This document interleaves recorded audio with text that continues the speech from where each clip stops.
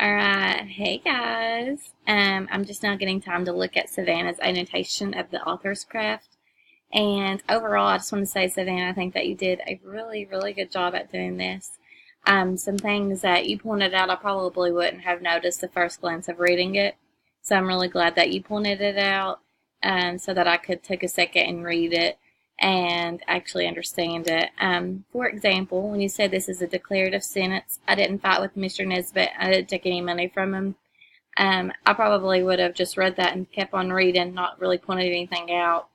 But I also noticed that you skipped over a declarative sentence, which is seeing my dad cry like that was just so terrible.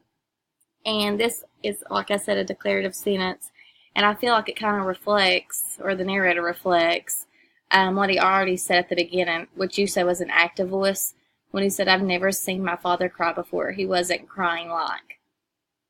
But the reason I think this sentence is important and to be a declarative sentence was seeing my dad cry like that was just so terrible.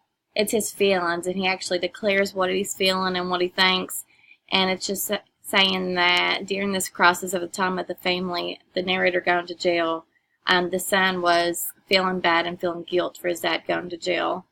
But other than that, I think you did a really good job. I love how you talked about the passive voice.